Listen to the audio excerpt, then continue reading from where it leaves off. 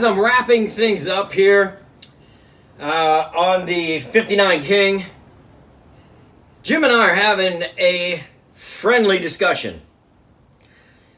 He's very vintage, but sometimes he's very particular. I am too, but he's particular in one way, I'm particular in another. And so this is what we're discussing, and I'd like your opinion on it. I'm not going to tell you who's who. You're not going to be able to say, oh, I'm Team Rob, I'm Team Jim. You're going to have to tell me in the comment section which looks better. You can tell me why, too. So, this is the original magazine rack that came out of the 54 King. It's very beautiful. I sanded it down, put 2 coats of amber shellac on it. My thought was the only place that it could go is back here on the bed. This is the bed. You can see that's our upper cabinet above the bed. So, should it go here? Should it remain naked? Yes, install. No, leave it naked. Magazine rack looks better. No magazine rack. In the comments, just tell me, give me your idea. It's a hot topic here. Hot topic. And I'd really like to know what you think. It's original. Yes. Or no. Comment time. My next project for today, can you hear that? It is so windy here. Let me go shut this garage door, the shop door. That's crazy. I'm telling you, it has been so windy here. I think I had to go out and count my campers because I think one of them blew over into my neighbor's yard. It's crazy. You can still hear it inside the shop. But anyway, hey, don't forget to like and subscribe. Hit the bell. You know all those things. Of course, leave me a comment. I test fitted this metal. And if you look, it's not beat up real bad other than, I don't know what all these black marks are on it. It looks like this. Somebody put a stripe on it at one time. This did come with a stripe. And we're going to try to recreate that stripe. But I'm going to take these down piece by piece. And I'm going to just try to clean it up. I'm not going to shine it. That's not what Jim wants. Jim likes the vintage look. He wants it to go back like it was out of the field, only without all the scuffs.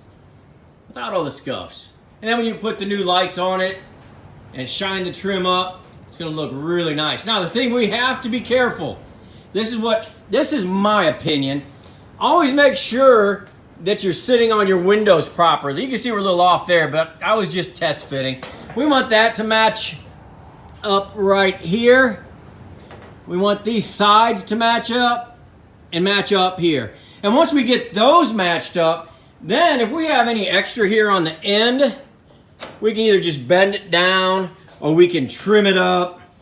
Now, we got to be very careful on the bottom to make sure that it lines up with our wheel well. And I think I've added that wheel well since you were here last time.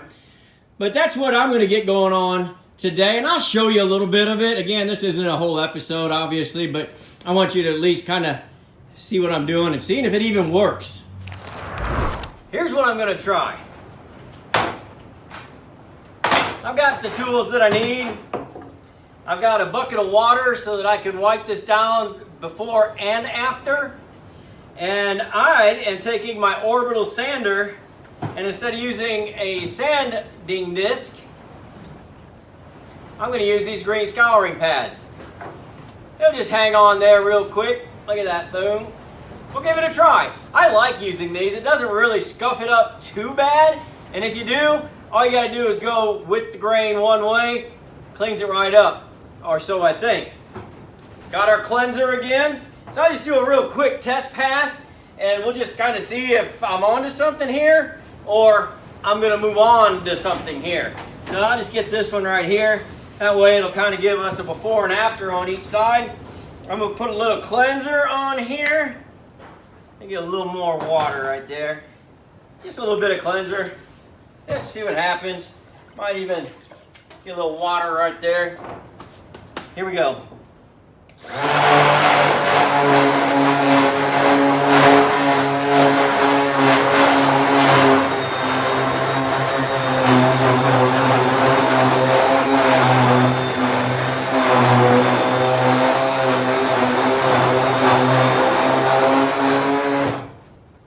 Just a short little test pattern right there. Let's see what we came up with. Oh my, okay. Okay, look at that. Let me get you a little closer in case you can't see the difference. Just look at the one above it and the one below it. You can see where it went right into those scuff marks. Man, that made a difference. That made a difference. And it's not too shiny. But here's the thing, we're gonna put new metal on the front. Look here. We need new metal here. And we need new metal on the back. It was that's where it took the abuse. And I don't know what happened, but that's where it took the abuse. So we're gonna get new metal down at Max Aluminum, and they got some door pieces. The door was not usable. We have to rebuild the door. So I've got a lot of stuff I've got to pick up from them. Probably gonna get that next week, and maybe I can show you. I've been working on a little door episode for you, because I'll get to that. Back to this. We want it to be a little bit shiny, just kind of clean. Just clean. Because the front is gonna be real clean. We don't want it to be too weird. And I don't think that's gonna be too weird. I think that's gonna work out real nice. So I'm gonna get to work, and when I finish this up, I'll show you how it turned out. Well, how about that? You like that, don't you? It's not polished because we're not going to look like an Airstream here. This is a 70-year-old camper.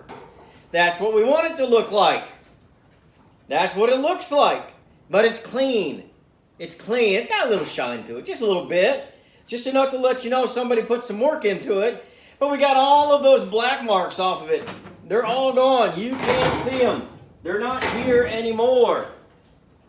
But all the dirt, the grime, the black marks, a little bit of shine, a little bit of scuff, that's what we're looking for. And this King will look like that all the way around. Nice and vintage. It's going to be nice.